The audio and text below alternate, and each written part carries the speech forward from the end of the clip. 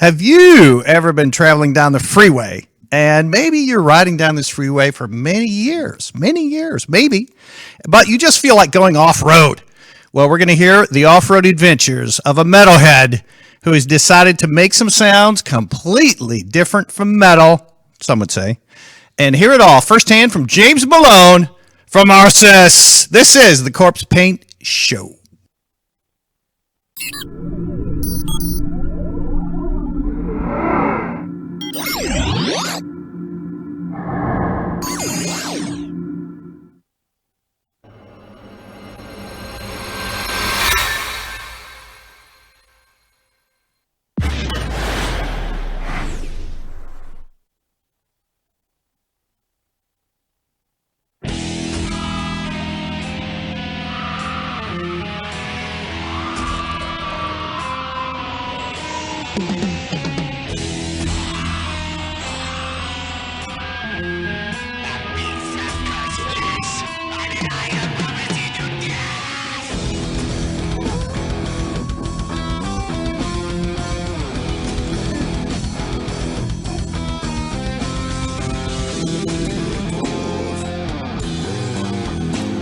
Hey, remember, you can join us in the chat room on our Facebook page. Just chat, questions, anything like that, comments, and hopefully they're not too off base, and we'll try and get to all of them.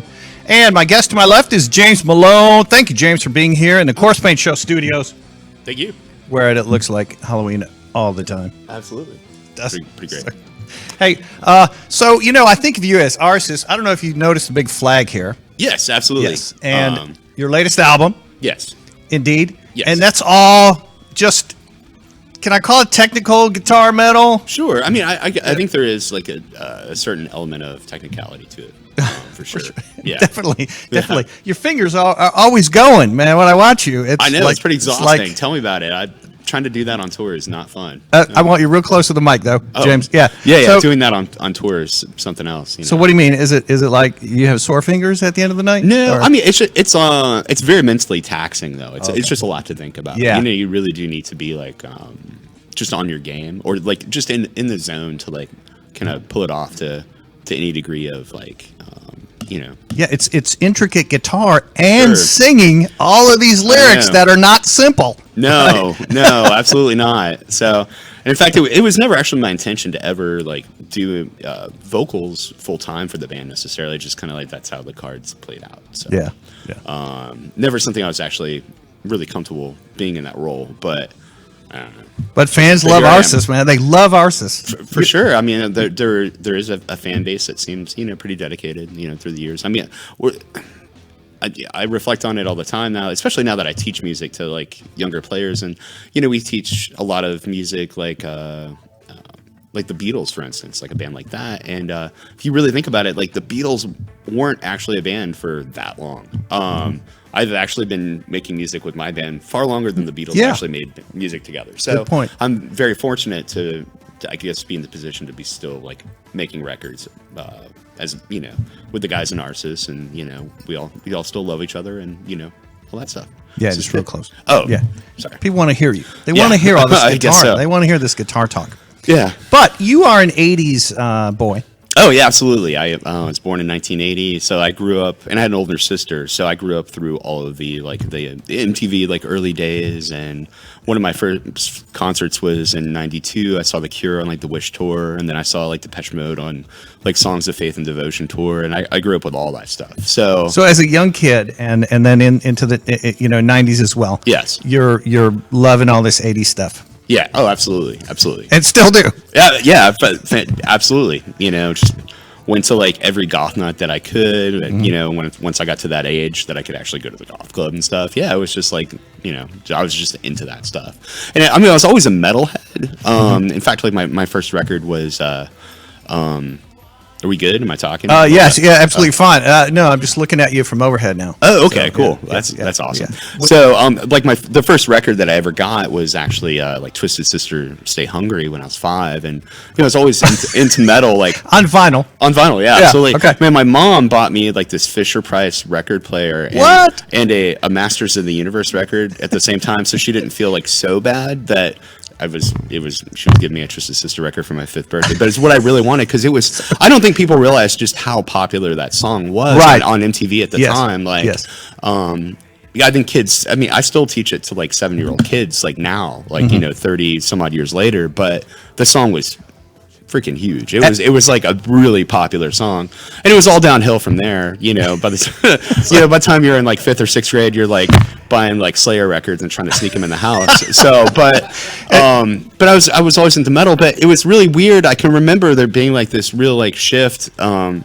Right around the time that Arsis signed like our first recording contract and first album either had just come out or was just getting ready to come out, and I was working for Parks and Rec in Virginia. I was in college, and like Duran Duran, like Morning After or something came on at work, and it was just like, man, I love this stuff so much. And then like from then on out, like I don't know, it was I remember that being like a very like defining moment of just like what I actually ended up listening to, like for enjoyment, especially like especially in like those days, you know, hitting it so hard with Arsis and doing so many like extreme brutal tours. It was, you know, I was always just like listening to Pat Benatar or you know, whatever, the Birthday Massacre when you're on downtime. Yes, you have to. You have to. Well, cleanse the palate, so to speak. Send in comments on chat room. Gabby says hello and hi, and to everyone. Hi, Gabby. Hello, Gabby. And all right, so yes, I read an interview with Tom Araya. Yeah, and he said he listens to you know, pop on tour. In his downtime. Yeah, absolutely. Yeah, you got to keep yourself sane. I think he mentioned Crowded House. Okay, Crowded House was his jam when he's on the bus. Yeah, not surprising at all. You know, you kind of like, I guess you do need to like cleanse the palate, so to speak. Yeah. And then the next night you're back out there and you're headbanging with all these crazy metal fans. Yeah. Who are watching you play, and a lot of them are guitarists watching your fingers. I know, which makes it even more stressful because they're going to know when you screw up, and they probably can do it better than you can anyway. And I know that, and that's fine. But yeah, so yeah, but yeah, I can remember, you know, quite a few times being there and like, you know, big sweeping sections getting to come up or something, like guys just like watching me with his arms folded, and it's like, oh, this is so stressful. Like, don't fuck up. I know, of course you do, but yeah. Oh, well, is that more of a European thing when they're doing this when they're watching? I feel like the instance that's burned into my head that I'm thinking of right now happened in like Houston, Texas, or something. It was, you know, like a show in the States. The European audiences, like, from my experience, like so we've been to Europe with like Morbid Angel, Behemoth, and then like Grave, Misery Index. So like shows that in the States would be like really rowdy shows, probably. Right. I feel like they're more like fist in the air, kind of like, you know, showing appreciation, and less like Circle Pit showing appreciation. You know. Okay. But, you know, I definitely still fun people, it seems like. You tell me you went to King Diamond last night. I did. Now, yes. Are you the same way in the audience? Are you watching Andy LaRocque, you know, play his guitar a certain way? Or, you know? I mean, you know, I do like to hear, especially with a player like Andy LaRocque, he's got like such a unique style, and he approaches like chord changes in like such an interesting way that his leads do, like, I can remember probably all of them, like, so I am listening for that. But I also like to think that I'm not the guy that's like making sure he nails like every pinch harmonic or anything like that, because I know, like, whatever, like he probably improvised some of that in the studio anyway, so yeah, I mean, I am listening, I guess, but for a show like King Diamond especially, like, it's such a spectacle that I'm kind of distracted by everything else that's happening. That I'm probably less likely to be like super critical about. It's a visual show. Yeah, absolutely. Did they have a screen also where we had a close up of the King's face? Yeah, I don't remember necessarily seeing anything like that, but there was quite a few tiers of like risers. So like the top, when he was up top, it was, I mean, and that's a lot of steps to run up. Oh, absolutely. And he's probably singing during all that. I would imagine so. I would imagine so. I mean, dude's a pro. I mean, he's been at it a while. I mean, that's. Yeah, I guess, you know. We're going to shout out to King Diamond. If you're watching right now, we want you on this show right here, don't we? For sure. You come back when he's here. I would love to. If we get him. Yeah. I mean, he's local. Come on. Yeah. Come on, King Diamond. we would love you right here, man. So.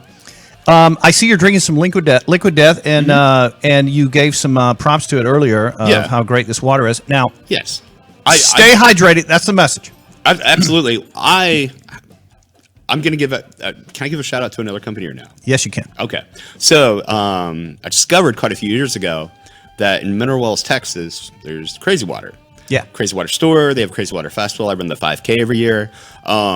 Love me some Crazy Water. I drive out there about once a month. It's about an hour and a half, 2 hour drive for me. And I refill my gallon jugs and I drink mineral water. Do you drink the 4 or the 3 or the 4? You? Yeah, dude, I go for it. You go for it, man. Gotta helps with incontinence apparently. So. And look, and this is like 8 pH. It is? Yeah, okay, it's like so it's alkaline too? Yeah, it's okay. Yeah, it's right. alkaline too. So it's getting up there. It averages between 7.8 and 8.2. But I mean, you can't like once you get used to drinking like alkaline water, you can't like I definitely like taste the difference and like feel the difference for sure. Good. And you know I do too. And you know, as a country, we are dehydrated. Oh, absolutely. Absolutely. And we're also polluting our rivers and oceans with plastic. And that's why their approach is death to plastic, recyclable aluminum. Yep. I mean, it's not a bad approach at all. So it's water for metalheads. Yeah, absolutely. This is cool. It's good. And if you're over in the corner of a club and you're holding that, it looks like you're drinking a beer. Absolutely. I mean, from a distance, I mean, this could be a Miller Lite. I mean, I don't drink anymore, so. But I don't either. Yeah. So, but that's why I like this. Yeah, because you don't feel like so. Hey, I'm drinking a water. So yeah, it's good. Now, all right. When did you discover that you loved horror soundtracks? Oh, I mean, I've always loved horror soundtracks, but the ones that spoke to you, were they in the 80s? 80s movies, I imagine. Yeah, 70s and 80s. Like I can remember very clearly, like being this is probably like the early 2000s, like late 90s or so. This band from Norway.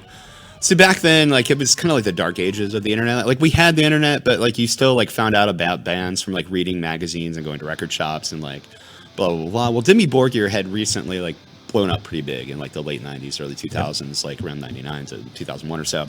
And one of their it was around the time that they hired Nicholas Barker from Cradle of Filth, but the drummer they had previous to that started a new band called Suspiria that did a couple records. They were signed to Nuclear Blast, which is your label. It is. Right? At that time, I was just a kid like, oh, I wish I could be on that label. But, you know, and I was like, Suspiria, oh, okay. And then I was like reading an interview with the singer, and he was talking about how much they loved the film Suspiria, and that's where they got their name from. Oh, okay. And I was like 19 at the time, 20 maybe. I can't. Somewhere in that ballpark. And I'd never, I mean, I was familiar with Italian horror movies, but I wasn't, I mean, it was late 90s. We didn't have YouTube. Like, you know, but what we did have that we don't have now is video rental stores. And the horror sections in those mom and pop video rental stores used to be pretty awesome. So I remember I was working for Parks and Recreation, and there was this video update is what they were called, and right near my work, and I stopped in, and sure enough they had a copy of Suspiria, and I rented it, took it home, and yeah, my mind was just kind of blown at the soundtrack. And it's you know, it's Goblin, of course, and they've had quite a resurgence in popularity, especially now. You know, they're touring and they play along to the movies, but at that time, you know, people wouldn't really know like who Goblin was if you're talking about it. But yeah, it was really striking just how colorful the movie was, and how just how loud the soundtrack was to this movie. And it was just it was so awesome. It was just I remember that being like, I guess, like a pivotal moment for me with horror soundtracks. Prior to that, one of the soundtracks I really liked was Creepshow 2 soundtrack. I remember like really digging that as a kid quite a bit. Of course, like John Carpenter's like Halloween is like, I think that's burned into the mind of every kid my age. Yes. Like growing up, and you know, the Halloween movies would be on like TBS or whatever, and my dad would be watching them on Halloween and like covering my eyes. But like just that creepy 5/4 like ostinato soundtrack, that just like, I don't know, something so off and sinister about it. Like it's just, you know, it should burn into your memories. So you became a metal musician. Yeah, but you held this love for all these 80s bands. Oh yeah. And it's probably been bubbling inside for a while, but now you've got it out, and that is. Well, I've always had like an outlet of it to a degree, even with Arsis. Like we covered like a Depeche Mode song on our second record. Corey Hart. we did Corey Hart as well, and the last record we did Pseudo Echo. So there's always been like an outlet for it, and like there's always been like 80s like hair metal riffs like sprinkled and peppered throughout like literally every Arsis record. I can remember just early on making jokes about like, oh man, by like the fourth, fifth record, it's just going to be nothing but like, Bon Jovi riffs. And I'm like, of course, I did try to release a record that was like Bon Jovi Melodeath, and it didn't go so well, but whatever. So. What, solo? No, it was called Star for the Devil. It was like our It was an Arsis fourth. record. It was our fourth. It was our second record for Nuclear Blast, and it didn't go over so well. Did Nuclear Blast get pissed at you? No. I mean, well, we're still signed to them, so yeah. I mean, it didn't. I'm sure it didn't make them happy, but yeah, like I thought I was really onto something. I was like, man, this is like tech doc, and this is going to be rad with death metal vocals and like, the lyrics were like pretty tongue in cheek too. But yeah, I feel like it went over a lot of people's heads, and coincidentally enough, so I teach music now, and one of my bassist students, really awesome kid. He's actually only been playing for about 6 months or so, but doing fantastic. And he comes into his lesson, and he's into some metal stuff. He's into like Whitechapel or Pantera, like whatever like heavy stuff there is now. And of course, some of my students, I try not to make a big deal about being an Arsis, or I don't even bring it up. I really don't. Right, like, I mean, right. But if they search it out and they find out about it, like fine, whatever. But he asked me during like a lesson, he's like, what's your favorite Arsis tune, bro? And I'm like, I don't know. Like, I guess Face My Innocence is the one that people want to hear. And he's just like, my favorite one is Forced to Rock, which is like the lead single of that record I'm talking about. Okay. And I was like, really? I was like, that's super bizarre for you to say that. I was like, people really didn't like that record, dude. And he was just like, why? Those riffs are like so thrashy. And I'm like, Cool. well, I'm glad you like it, man. I was just like, people really just didn't get it. And he's just like, did they not understand satire? And I'm like, apparently not. That's it. Apparently Right. they didn't. Americans cannot understand satire sometimes. Yeah, so this 15-year-old kid is just like, He got it. Did they not understand satire? And I'm like, no, it like completely over everybody's head. You're doing Twisted Sister. Yeah, basically. And but we want to be able to hear you, man. So I want you real close. Yeah. So and he got it. Yes. That's cool. Yeah. So for anybody that hated that 15-year-old kid, got it. Just letting you know. So Makes it all worth it. You made a record. Whoa, what happened? I have no idea. Hydraulics, I guess. No, you can stand up and kind of pull that handle on the side, or one of those things there. Yeah. There we go. Yeah, make sure it's solid.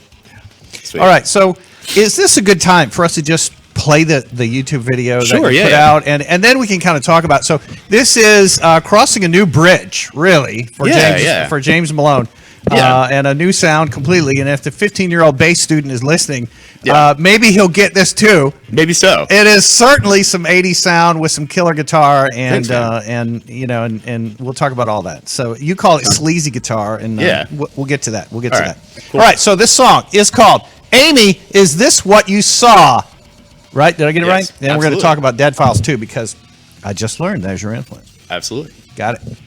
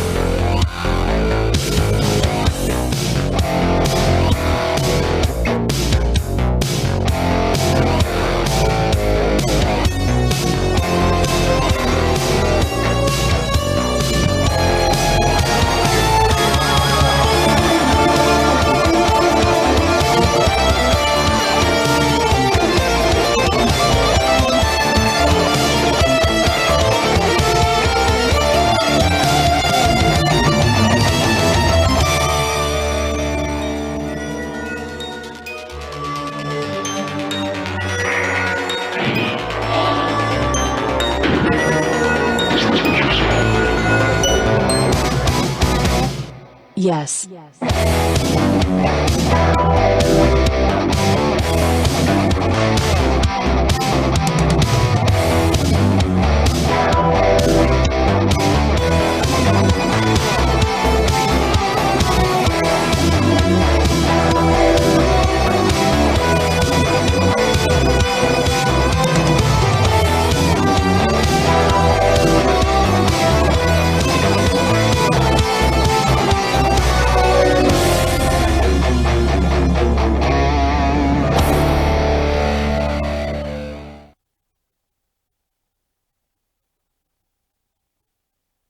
That 80s retro wave sound was made recently by this man.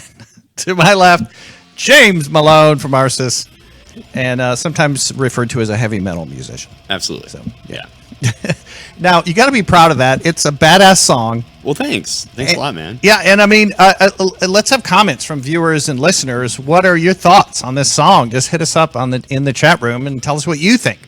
But that's definitely something you can groove to, you can dance to, you can party to, you can go back in time to. For sure. Yeah. No, I think it definitely has, has that influence for sure. Absolutely. Man, it's a fun song. Well, thanks a lot. Yeah, that was the idea. I wanted just it to be like fun, You've got to have that release, man. I mean, you've got something in here, let it out. Yeah, absolutely. And absolutely. You've been working on this for the last few months, and I know you've been tweaking it and everything, and the video looks great. The sound seems great. Oh, awesome. Yeah.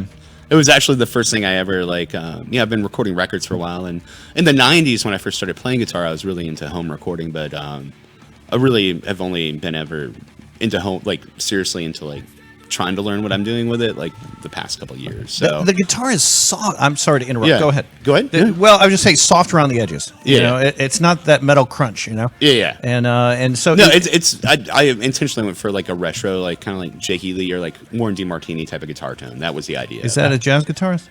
Oh no! Warren DeMartini is a guitarist from Rat. So, oh, okay. I should have known. I should have known. L.A. sound. Yeah, that kind of low gain, kind of sleazy, kind of guitar sound. Yeah, I like that word. Yeah, absolutely. Right. Yeah. So, yeah, I didn't want it to. It just to me, I tried messing around with a lot of different types of guitar tones, and something that I would use for Arsis or a more brutal type of guitar sound. Just didn't fit the mood. Right. It really just wasn't appropriate, as badass as I think some of that stuff is. It just was not what I was after. There's some cool guitar in it, along with the synth. Yeah. Well, thank you. Look, would it be your wish if a horror director of a full-length film, or maybe a whole bunch of full-length films? Can I curse? I forget. Yes, you can. Okay. And came to you and said, James, James, we got this project. You got to give me 90 minutes.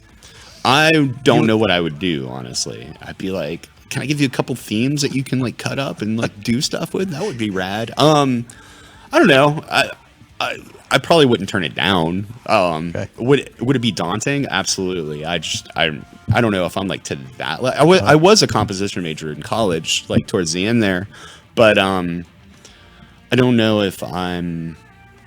It's weird. I've talked to a couple different pretty famous film composers about it, just to kind of pick their brains and stuff. And some of them flat out say, "Hey, dude, just write the music and let somebody else worry about arranging it." That's what they do. Because there are arrangers, and that's their job. So I mean, literally, you can come to them with a few ideas and be I forget the range on the clarinet, and it's their job to know if an instrument can actually play this or not. So very cool.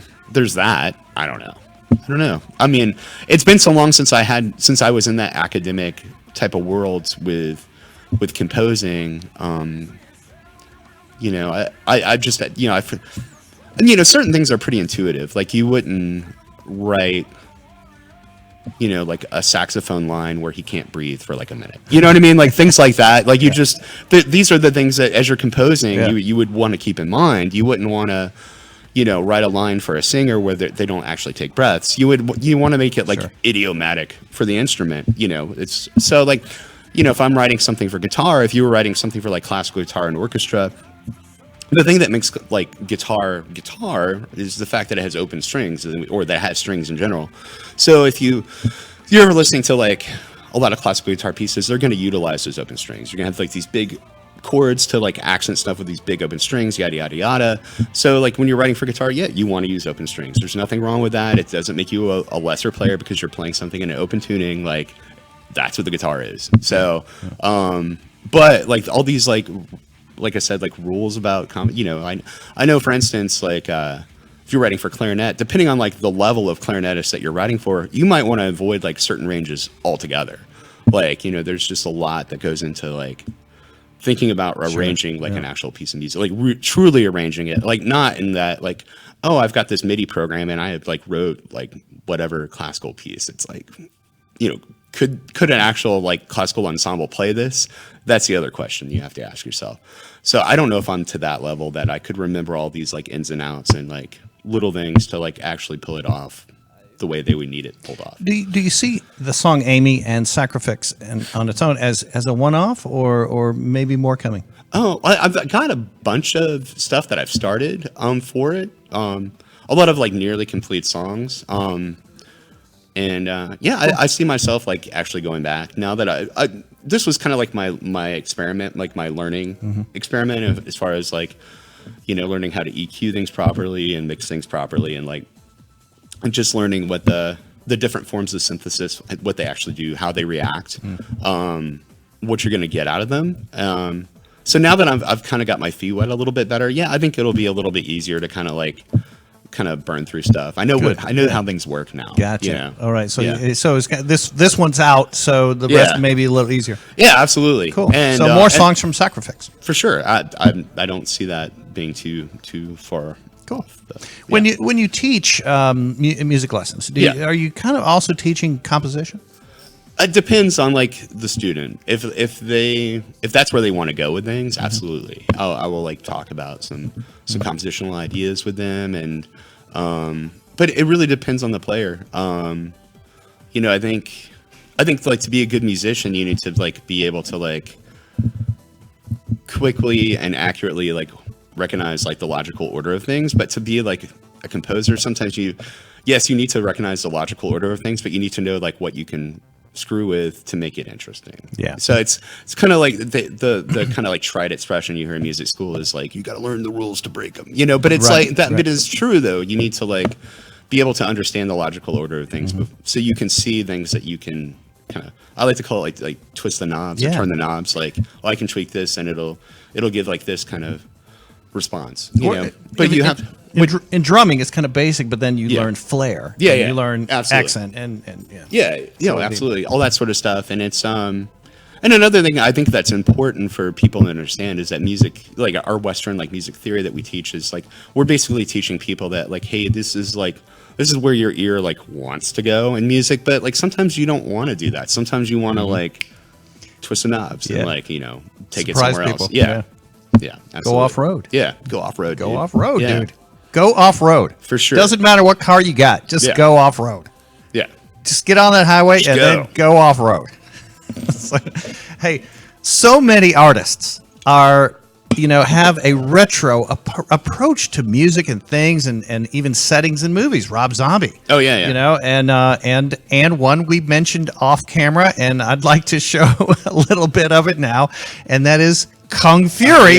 Hats off to my friend Audrey who turned me on to this movie, but I think it is so freaking cool. Oh yeah, it's awesome. It is, and so we're gonna show, and I want you to point out. We're gonna do it, but also I'm open in the chat room for anyone who can make all the connections between Amy, Is This What You Saw, and Kung Fury, the Kung Fury sound. But we're gonna show the trailer and then a tiny snippet of it. But yeah, I'm glad you liked the movie too. Oh yeah. No, it's been a few years, but it's really good. So we're going off road from our off road just for a moment for Kung absolutely. Fury. Kung Fury. Kung Fury.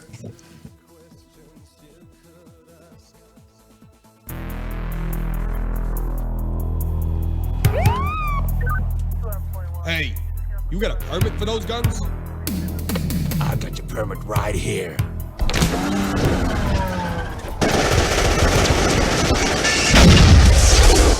All units, we have an ongoing shootout at 24th and Northwest Street. I'm on it.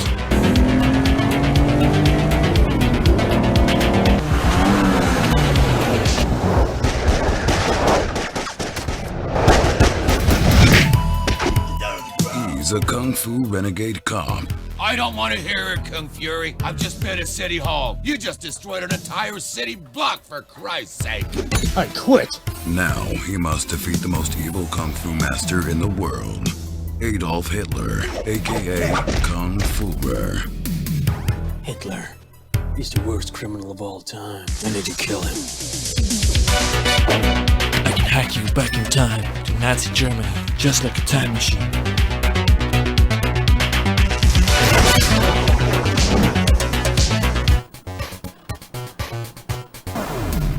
Oh no.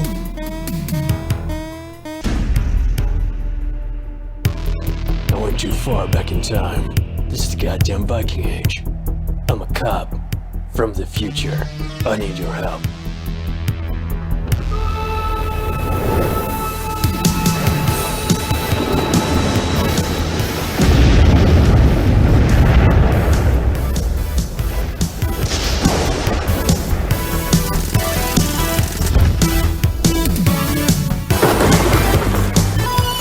Get ready for a new world of unspeakable adventures never before shown in a motion picture.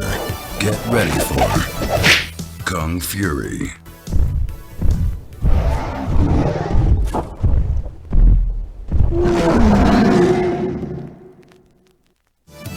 Get involved. Go to Kickstarter.com. All right, so Kung Fury the movie is out, 31 minutes long of Yes. of retro pleasure, just like that. Absolutely. It's a game that looks like a game. Oh yeah. No. So, all right, now there's a character in Kung Fury Yes. called Triceracop. Oh yeah, Triceracop. Yeah. So we're going to show a little snippet here because Triceracop, who we love, was not in the trailer. So a little snippet here, Okay. so Sure, you let's check can it get out. an idea of Triceracop.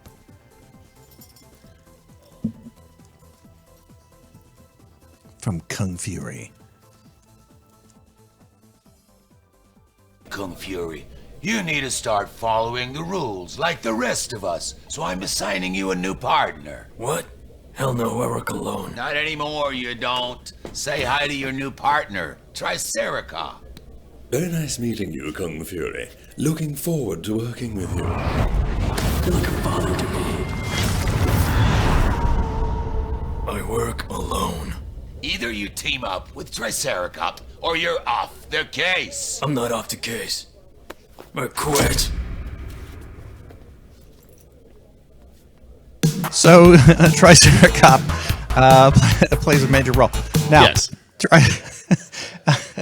there's ultimate evil in the world, and he goes to fight Hitler. Yes. And so Kung Fury is a great guy, obviously. Yes. And he kills Nazis. And so that's what our show is about too, is fighting Nazism. So hails to Kung Fury. Absolutely. All right. Sacrifix. I think you told me that you liked the fix a lot, and so you had to throw that or connect that to your So the name, there's a film. It's a mid '80s Canadian movie called The Gate, and in this movie, this family is having a tree torn down in their backyard. It ends up that there's this geode inside the hole that the tree came from, and they crack the G. Anyway, they open up the gate to hell, basically. But there's in the movie this fictitious band called Sacrifix, different spelling but same pronunciation. Oh, and okay. and this band's album basically dictates or tells you how to open this gate. But if you play that record backwards, it tells you how to close the gate to hell. So, so I always loved that movie as a child. And I can remember being 8 years old and seeing this movie and being like, man, I really need to find this band's record. I mean, it doesn't exist. But 8-year-old me thought it would be really rad to have this album, right? So, yeah, I thought when I was trying to think of names for this project, it was about last year. And so I've had this on the on various burners, I guess, on my proverbial stove. Yeah, for a while. Yeah. I was actually just looking at the art files that Mark Riddick sent me, and he sent me that logo last November. So I've had it for a long time.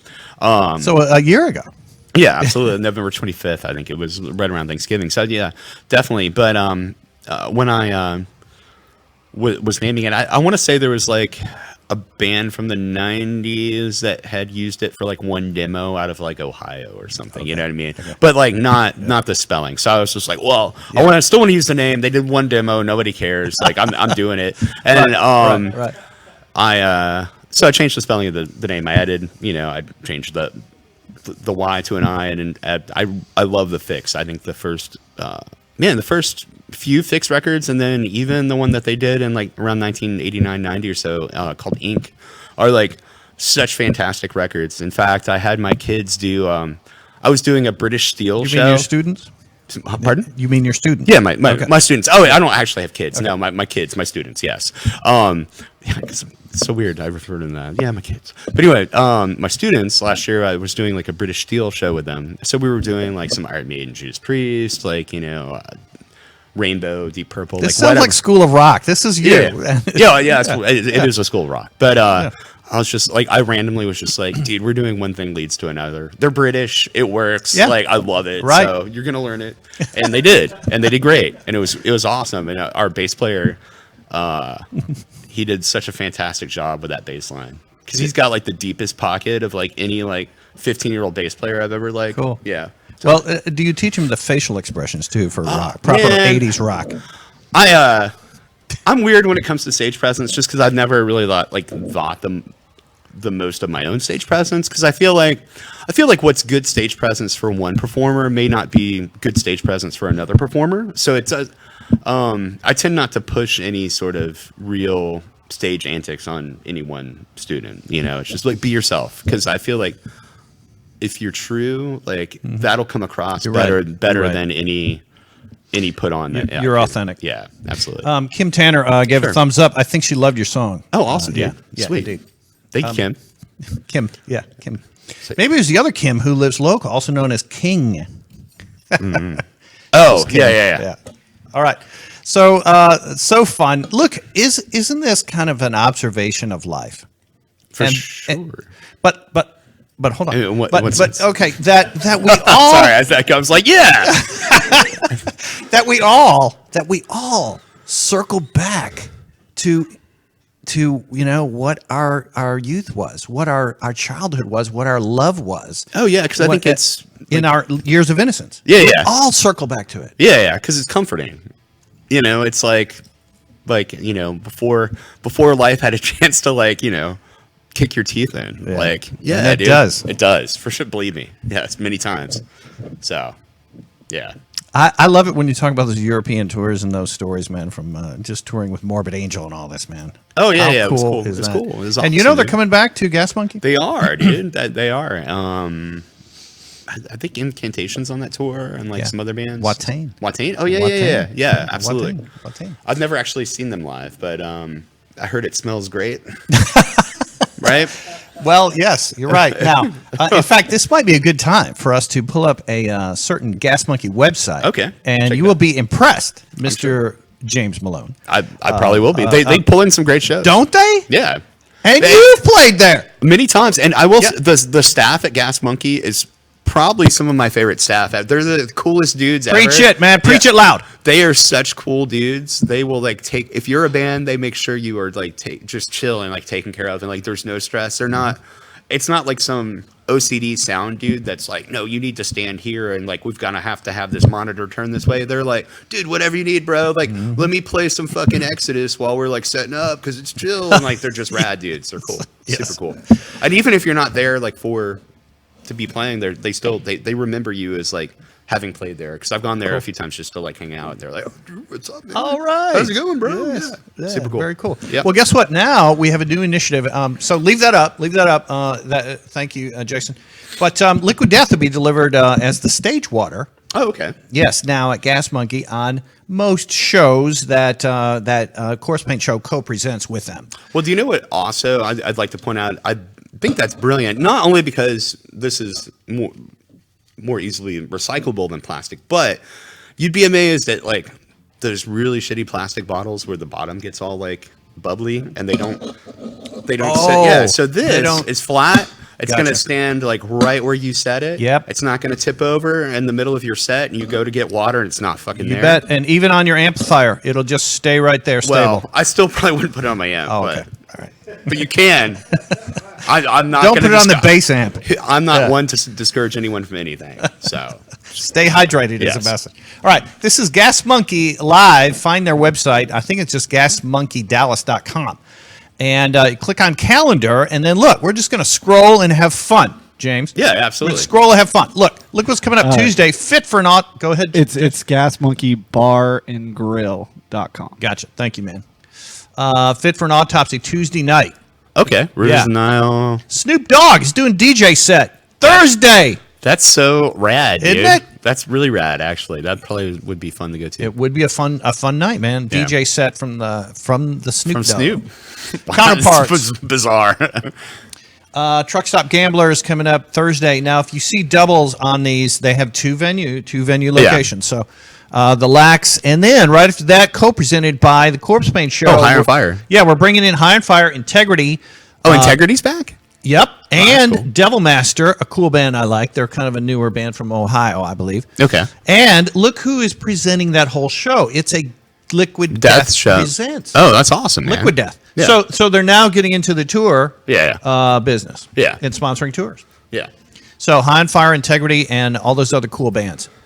And then Ghost Dance Band, Primal Concrete, and All Hallows Eve. That's Saturday. Oh, that's coming like a to- Typo tribute, huh? Yes. Sick. You love Typo? I do. I saw Typo quite a few times when I was 18, 19 years No old. kidding? Yeah, they were so awesome. Where was this? In Virginia. So I grew up in Virginia Beach. And in fact, they played... There was this venue that we used to have in Norfolk, Virginia called the Boathouse. And they played on like a Monday or Tuesday night at this venue called the Boathouse. And the next day or so, we had Hurricane Isabel come through and like wiped it out. So they were literally like the last band to play this like pretty historic venue In Virginia Beach. Now, coincidentally, I was actually just talking about this venue with a friend at the King Diamond show last night. He's from Virginia Beach as well. And he's a little bit older than I am, but he remembered... He saw King Diamond at the Boathouse in 1988. I want to say on like the Them tour. Now he was telling me that just a few years prior to that, when he was still with Merciful Fate, they came through with Exciter and Motorhead, and they were supposed to play the Boathouse. But Virginia, being like the Bible Belt at that time, like denied King Diamond Because he was too satanic. Yes. So kidding. the rumor is that King Diamond got some gasoline, drew a pentagram in the parking lot, and lit it on fire. Like, I don't know if it's true or not, so I don't want to spread, but that's awesome if that's what happened. Mr. Diamond, if you were here, you could either confirm confirm or deny said story. Yeah. That James heard from the metal community. Yeah. That's the story. I thought was pretty funny. That is good. Yeah. That is good. keep So going. yeah, we're gonna hop back. So look, that's All Hallows Eve, also Typo tribute on Saturday the 9th.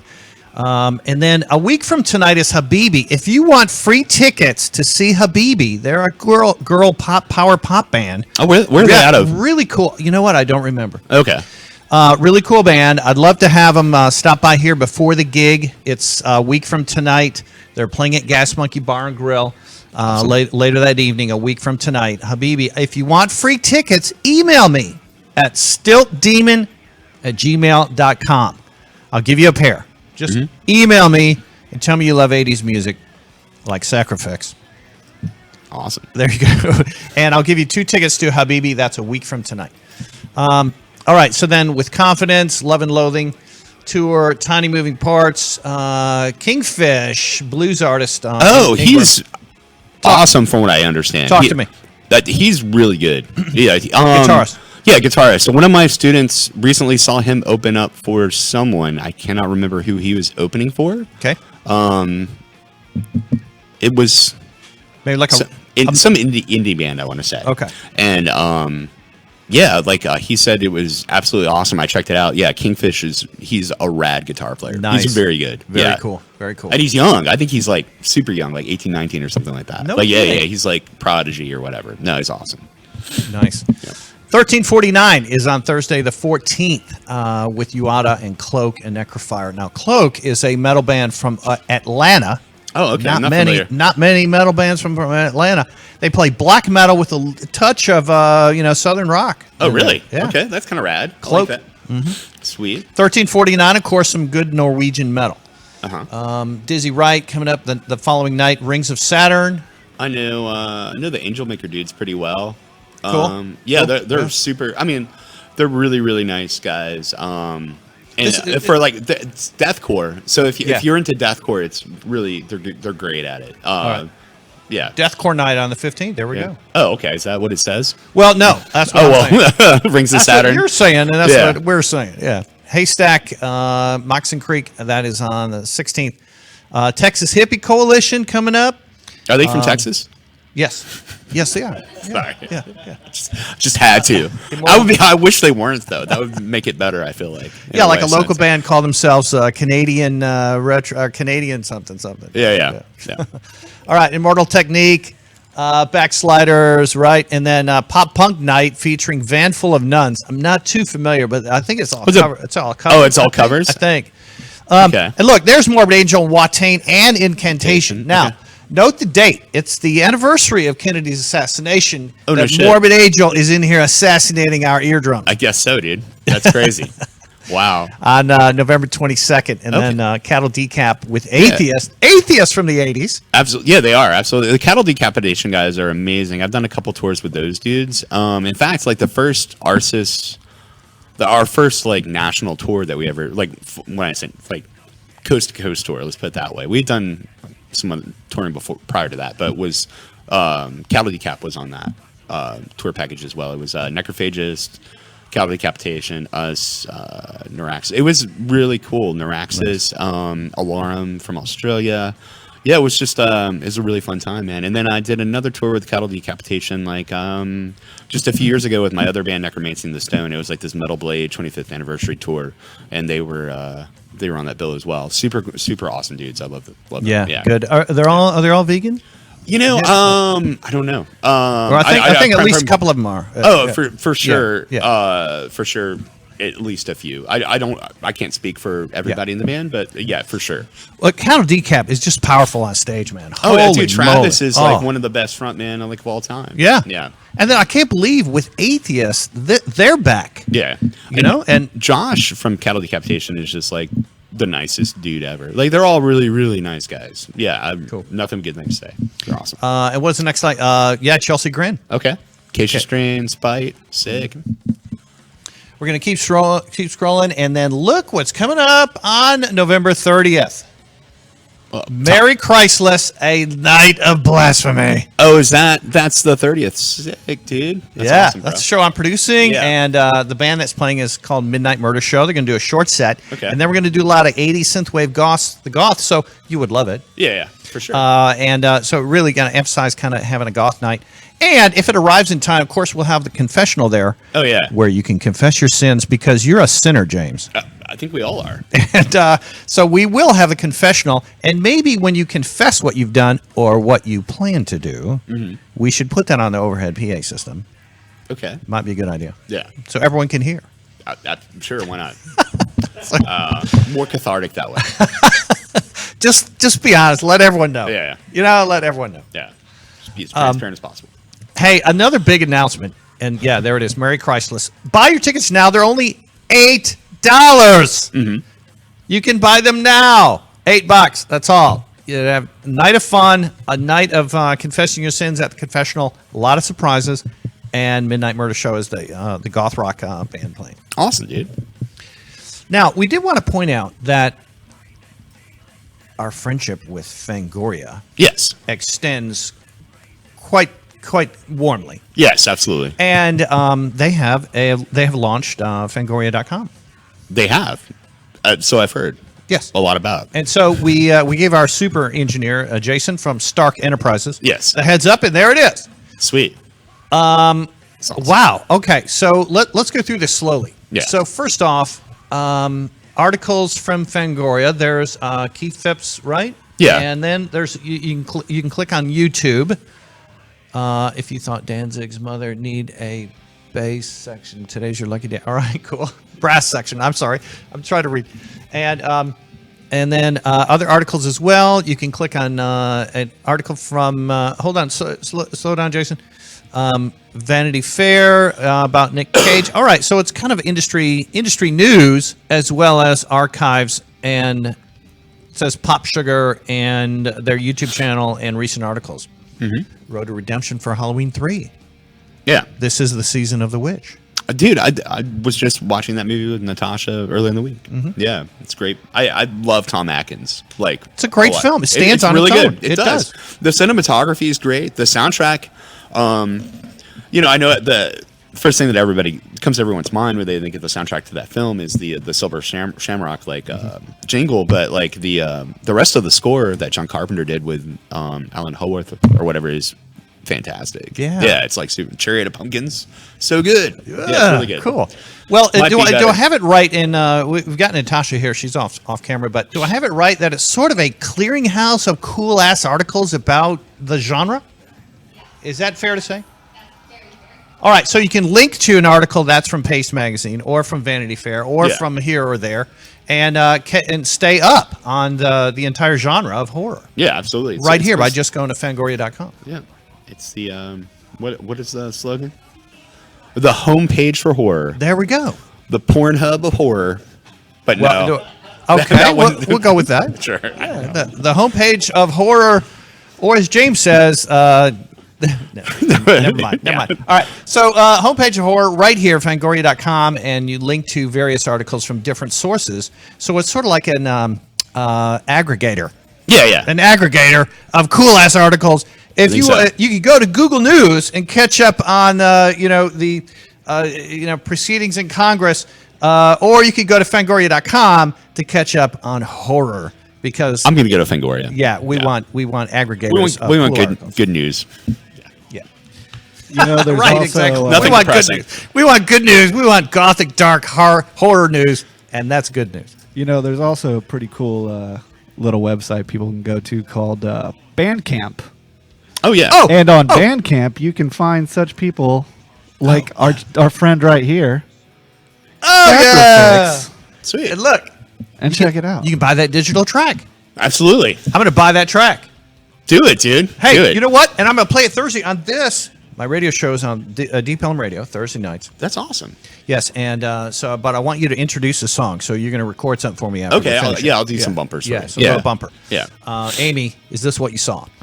So that's from Dead Files. Now catch me up on Dead Files. Was it a TV series? It is. It is. It's a paranormal and investigative show. Thank you, Jason. And basically what happens is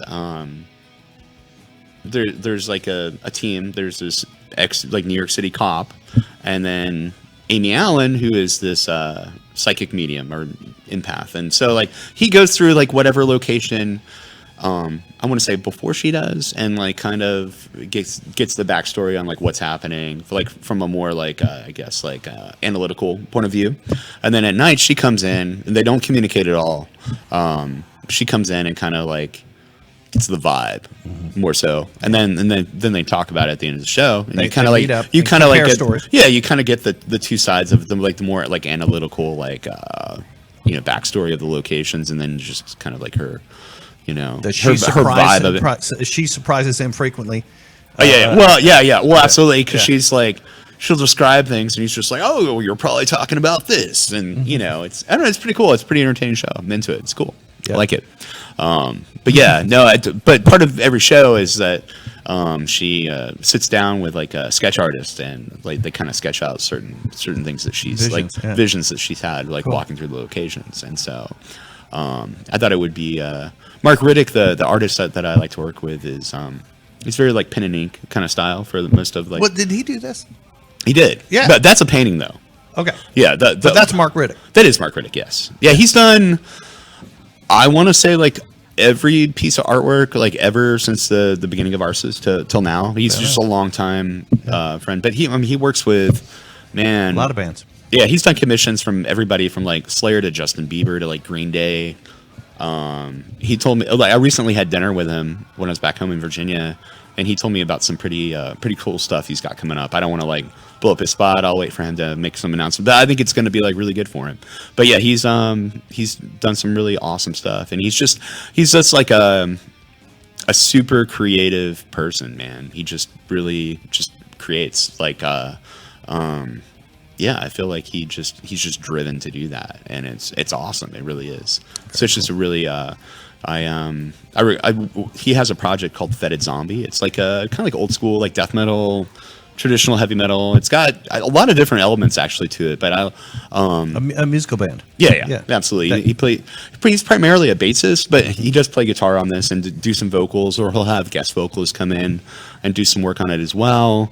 But it's just like just another outlet for him. I honestly don't know how he has time to do everything that he actually is involved with, but I'll collaborate quite a bit with him on like Fetid Zombie stuff. He'll hit me up for like some guitar solos sometimes, or different melodies and stuff like that. Just and we've been doing that together off and on since like 2006 or so.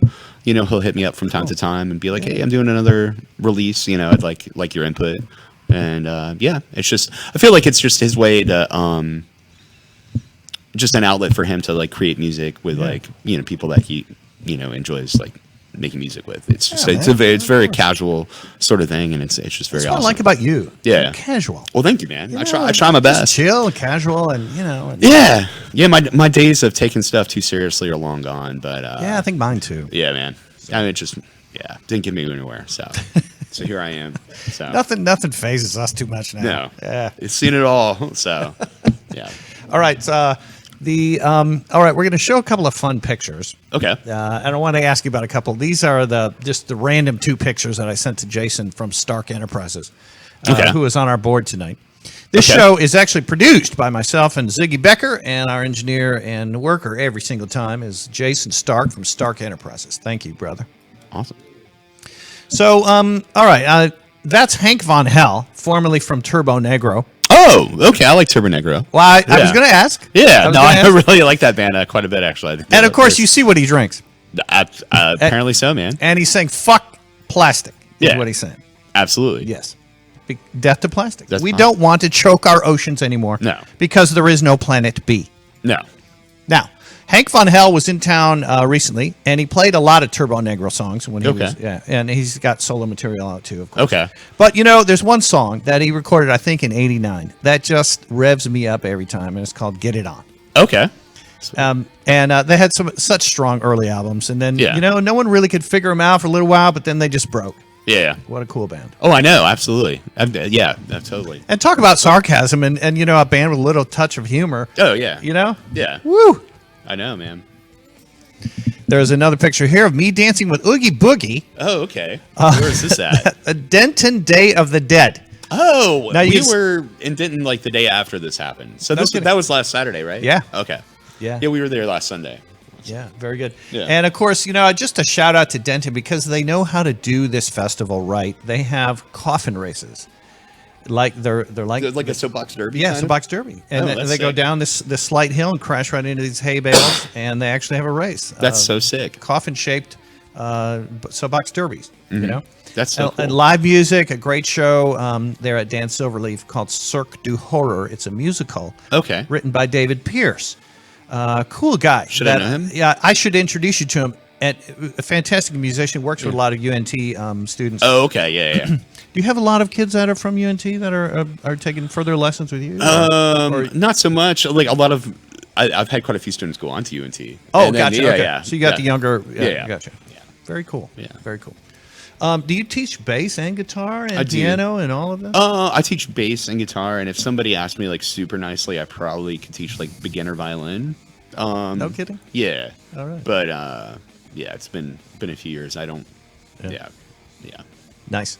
So that's just some fun pictures over the weekend, and I know you guys have had a fun, good Halloween, a good October, and and then kick it off with King Diamond last night. Absolutely. Or kind of wrap it up. We did a couple of the haunts locally too that are super cool. Well, I think I remember a post about 13th Street Morgue. Did you go out there, or was it Dark Hour? Dark Hour, and then we also did Reindeer Manor, and we did one out in Mineral Wells. When I was running the Mineral Wells 5K, we did. And you got your water out there too. I did. Yeah. It was in the old Nazareth Hospital, Texas Scaregrounds. Cool. I want to say is what it was. It was fun. It was cool. Yeah. The 13th Street Morgue is. Where's that? Is that in Dallas? No, that is the same one as Reindeer Manor. Oh, okay. Yeah, they have like the 4 or 5 houses. Yeah, you walk yeah. through. Okay.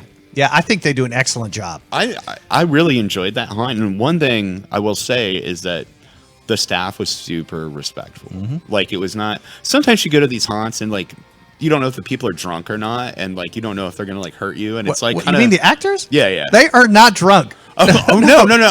I'm not like at Reindeer Manor. I felt like everybody was super respectful. I've been to a few where they push the edge. Yeah, they kind of push it like a little too much, where it's like really makes you uncomfortable. But yeah, no, Reindeer Manor, like super respectful. Like they were like the nicest people ever. I really had a good time. Me like too, I like that place. I was frightened, but I was like I felt good being there. Did you pee your pants a little or? No, I don't. I mean, I do that, and that's regular anyway. So that just happens. Hey, Nuclear Blast. Are they with you on Sacrifice? Are they going to release or? Is that I don't know. Like, I mean, I'm sure I'll have to talk to them about it at some point. But for like now, it's just kind of like your own fun. thing. Yeah, fun thing. Having fun with Maybe it. later. You have the talk. Yeah. Well, see, I mean, here's where I was coming at it with Sacrifice. Is like, it's songs that I really wanted an outlet where I could be like just unfiltered, you know, just kind of like just make some music, you know, it's like completely unfiltered without having to be like, hey, do you guys like this riff? Like, you know, should we make it shorter? You know, I didn't want to have to ask any questions. I just wanted to be able to like just do something unfiltered. Now that's what art should be. But for and like when I was thinking about it, I was just like, well, I mean, I guess I could just like put up a song here or there. And the whole reason I do need to like release material is because I don't know when to stop working on it. And I need to set like a deadline for myself. And the only way that I know how to do that is to put it out there, because I've been releasing records for so long. It's just like, okay, that's how I know like when an Arsis record is done. It's like we go into the studio and we're working with an engineer, and like we have like X amount of days to be working on the record, and like that's when it's done, right? So when I'm working on stuff at home and there's no real deadline, I might rewrite it like 5 or 6 times, which I absolutely rewrote that song 5 or 6 times, and that's kind of it's good practice for me, but it actually doesn't really get me anywhere in the long run, and it drives my girlfriend crazy. You have to kind of force yourself to have a deadline. You have to be like, all right, it's done. This is good, like whatever. So that was the whole logic behind like actually having to release material. Otherwise, I was talking about it with another composer friend last week, and the phrase that he used was that it's a eternal ditch, which is absolutely true. It's just this like never-ending pit where it's just like, oh, I could just work on this forever. So, and that was the need for me to like actually like release stuff. So now the need for like some sort of like branding or like name and like image, you know, I don't know how big a thing I want to make this right now, or small a thing I want to make this right now, but it seemed easier to me to go ahead and just make it a thing. And then that way, if I actually want to make it a thing later, it's already a thing, rather than to put out all this material just randomly and just be like, all right, well, now that's a thing. Does that make any sense? Like it just felt easier just to like go ahead and jump into it and be like, all right, this is a thing now. Yes. Rather than like makes sense. Dilly-dally about it and later on try to decide it's a thing. But I can understand you know, some of the hesitation, because you're bearing your soul, you're bearing your heart, you're bearing your emotions, you're bearing your background, you're bearing your childhood, you're bearing these stories, and now it's out. Yeah. You know, and you got to be brave to put art out sometimes. Oh yeah, absolutely. You know, because it can sink or swim, and it's not going to be for everybody. And that's the great thing about art, is not everybody has to like everything. But in our culture today, people are so quick to like smash the dislike button and like just let you know exactly like how they feel. And like, I mean, I guess that's cool, but it's fuck them. They're not fans anyway. No, well, I know, but so like, I mean, but as an artist, if you're thinking about that and you're worrying about that, then you're probably doing it for the wrong reasons in the first place. So like, you know, that's not so much a concern for me as much as it is like, I don't know. It was actually like a really tough thing for me to just be like, all right, let's fucking post, like it's out. You have like, to have courage to create, and because like I said, I've had the logo for like a year. I've been like rewriting stuff for a long time. I've had the video for like a month or two now. You're detail oriented. Very much. You told me you had the logo on November 25th. I think is what you actually said. I'm actually very OCD. Date. So, yeah. Yes. You know, and because I said it was a year ago, and you said, well, no, it's November 25th. So I mean, you know, hey, let's get the details. Right. Yeah, absolutely. I am detailed. I mean, that is for sure. Like when I'm I've been sober for a couple years now. So when I'm sober, like, yes, I'm very detail oriented. Hail, water. Yes, good times. Yeah, I'm super detail oriented and like just on top of my shit. It's a totally different story from drinking, but but being a sober man now, like, yeah, I'm definitely very detail oriented, very OCD, and yeah, I'll like kind of wake up in the middle of the night and be like, oh, that pitch bend on that one synthesizer. Did I like pitch it up a half step and forget to pitch it back down at the right time? Like, and I got to go fix it, you know, just like then and there. But you know, there's a lot of artists, I mean, a lot of fans of your art that want to hear this. Yeah. They want it. Yeah. They're waiting for you to release it. They are. I guess so. Yeah. So, yeah, like, the response was actually like pretty good. Like, I just put it up on my personal page like last week, and like I'm working with a merch company called Night Shift Merch, and he's gonna help me like kind of like push it out even further, just because like that's not my thing. Like promoting stuff isn't really my thing. Okay. But yeah, I've got some help to like, you know. Yeah, for the marketing. Yeah, absolutely. So. And you know, you mentioned the Beatles earlier. Yeah, absolutely. So the influence on you, I guess, right? I mean, not growing up. My parents weren't necessarily Beatles fans. It was odd. My father like loved opera. He liked doo-wop, and then he like loved like ELO and Cyndi Lauper. It was like really bizarre stuff growing up. Yeah. So I didn't have like the parents that had like this like deep, profound love for the Beatles that a lot of parents seem to have. But once I started teaching music, and I had to teach a few Beatles songs, I really like definitely had an appreciation for them that I didn't have before. Gotcha. But if we think about Beatles for a second, weren't a lot of their recordings imperfect? In other words, there were sometimes different sounds in the background that you had to wonder, was that intentional? Oh yeah, I'm sure for sure. Yeah. You know, I mean, it's technology that they had available at the time. I'm sure it was like not a. You know, and that's the thing. Like once you really start having to, in order to try to teach like rock music. Well, I'm going to go off on a tangent now, and hope that's okay. Apologize. That's okay. But no apology. So I grew up like my first instrument was violin, right? Okay. And I grew up like playing classical music. Now. So let's say that I went to learn like a piece by Vivaldi, for instance, just throwing it out there, like maybe a passage of the Four Seasons or something like that. Now, there doesn't really exist a sound recording of Vivaldi playing the Four Seasons, right? So, you know, what we do have is, you know, people dictated stuff, you know, they wrote it down on sheet music. It was an art. It's actually very beautiful. If you look at standard notation, it's a whole thing that like, I think is lost to a lot of people these days. But so we had standard notation, and that's how, you know, things are. But now you might, let's just say, like, listen to a version of the Four Seasons with like featuring like Isak Perlman, and it's going to be like completely different than like the Yo-Yo Ma version or like whatever. So like interpret it. Yeah, absolutely. Yeah. So what becomes difficult when a teacher like myself that's teaching like popular music now is like all of a sudden we're teaching a Led Zeppelin song, but we actually have a sound recording of Jimmy Page crashing his way through this guitar solo, and it like I have to reconcile what he meant to do versus what was actually on the tape, and like, you know, how much of that is the heroin that was being done at the time. You understand what I'm saying? So it becomes like this really difficult process of what did they mean to do here? Like what was their actual intent versus what actually happened? And same with like Slash, for instance. If you go to teach like a guitar solo off like the first Guns N' Roses record, for instance, man, his swagger on some of his like 16th note runs is like, it's a little interesting. So like trying to actually teach somebody how to do that is like, I know how to teach somebody how to play in time.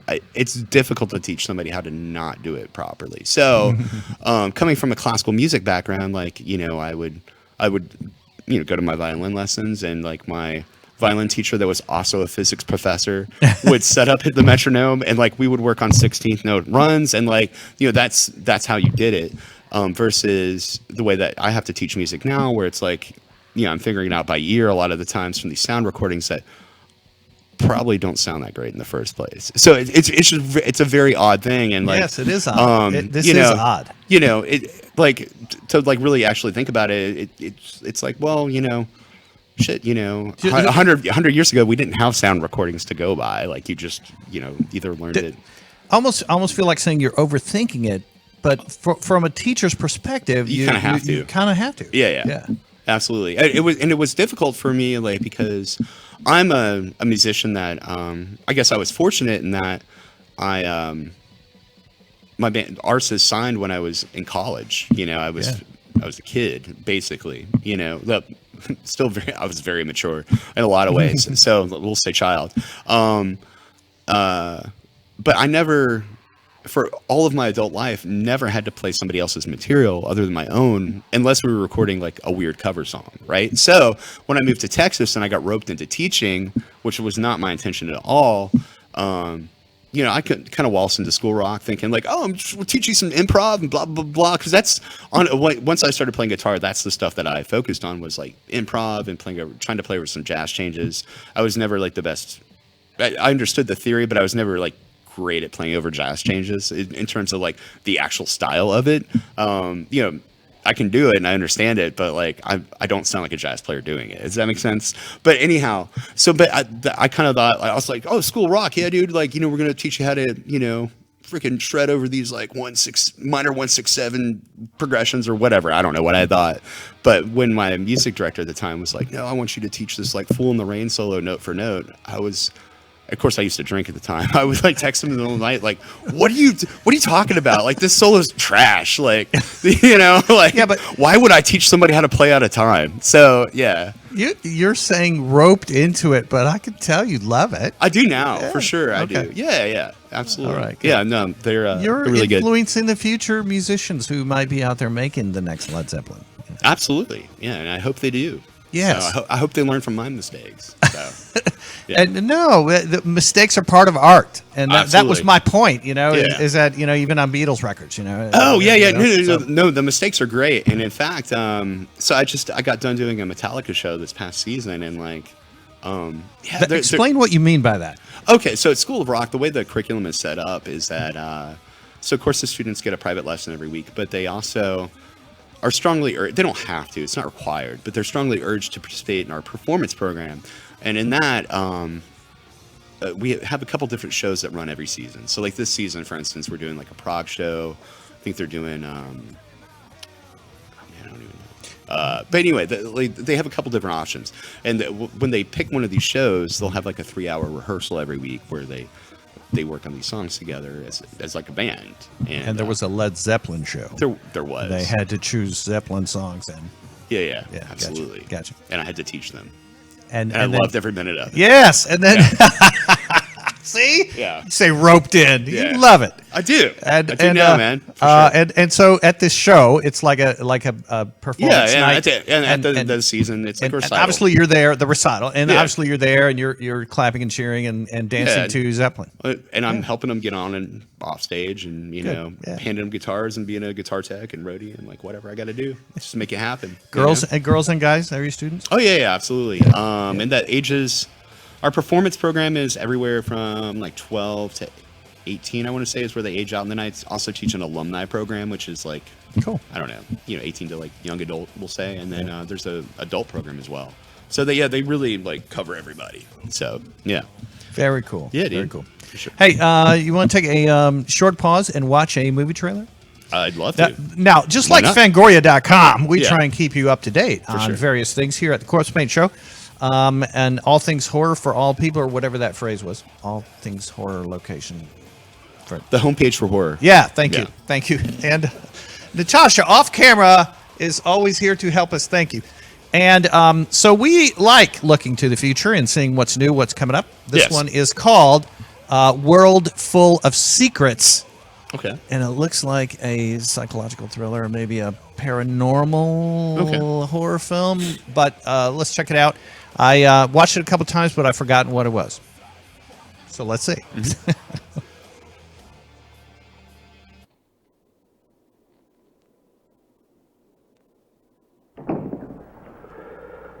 You know, the world of a teenage girl can be full of wonder and delight. But not always. Sometimes it can become a place of confusion, terror. It isn't something I talk about. So many years ago, no one remembers. Hardly anyone would still care. 1,000,000 equally terrible things have happened in the decades since. I never spoke to the other girls much after. We all just fell out of touch. Everybody who knew anything about it is out of my life now. Dead or forgotten. I'm a different person. The world is a different place. And it's very painful to revisit. But you've come all this way, and I can see in your eyes that you won't take no for an answer. So I'll tell you what you want to hear. It's no secret what happened. It's just the kind of terrible story that always happens to someone else. But it happened to them. It happened to me. It happened to us all. And as I used to say on the TV, it's all true. It was the summer of 1996, and we were young.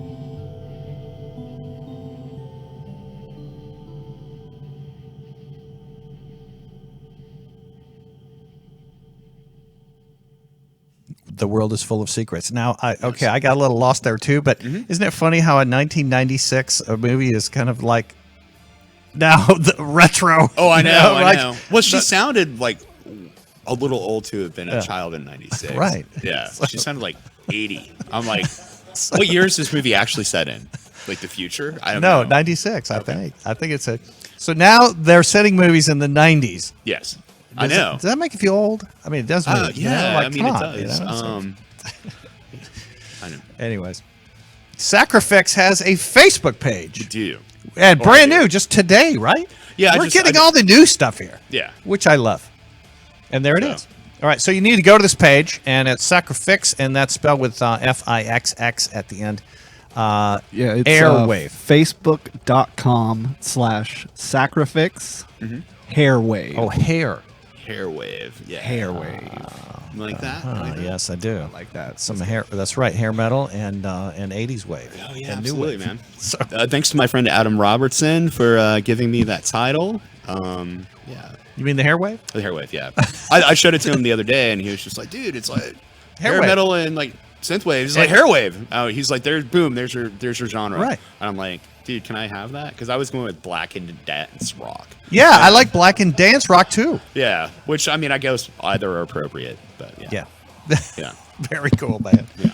I like it. Oh, thank you, man. Sacrifix. So go to that Facebook page and like it, and then stay in touch with all things Sacrifix through through James. I'm gonna try to like update it like with some unusual content and stuff. For instance, Mark Riddick, the artist that I work with a lot with Arsis and like other various projects, he actually took some video of himself like inking one of the illustrations. So I've put together like a time lapse video of it, and it's pretty awesome. Okay, an illustration for Sacrifix, for the Sacrifix video. So he partially made the video. Well, no, he contributed artwork. It was all and the artist Andreas, the editor, I should say, that actually put it all together. He created a lot of like the backgrounds and stuff, but like some of the actual like illustrations floating in and out or market. It's a hodgepodge of stuff. It is. But yeah. Hey, and speaking of fun stuff, we should take a moment to show the hilarious animated Liquid Death little story about what happens to you if you don't stay hydrated. Okay, let's check it out. So let's check it out. And showed this to Natasha earlier. Oh, okay. This is Mr. Liquid Death Dude. Okay. Doing his thing from their website. You can see this on their website. Liquid Death, huh? I was going to say, you want to leave the microphones on? Yeah, I think we will. Yeah. Okay. So we're going to talk over this. The response to it is pretty entertaining. So if you go to liquiddeath.com, you'll see the big button on the top right that says, fuck yeah. Well, that's if you want to order product. Okay. You want to order a case, you just click that button, and they'll ship it right to your front door. Yeah. through Amazon. We're going to talk over it. All right, Murder Your Thirst. Do you see the fuck yes button? You scroll straight down and get to see the cool video. And I want you to feast your eyes on this, Mr. Malone. I'll check it out. Check it out. For sure. Sourced and bottled in majestic mountains, liquid death mountain water will murder your thirst.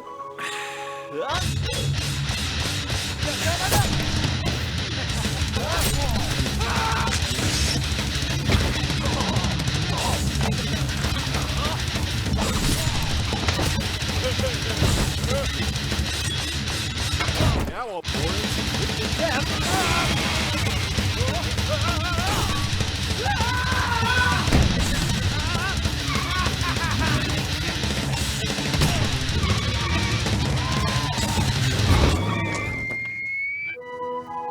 Now wait, it's not over. Now wait, it's not over. Death to plastic. Okay, now it's very like Death Clock. Is that did Brandon Smalls do it? I don't know. I don't know.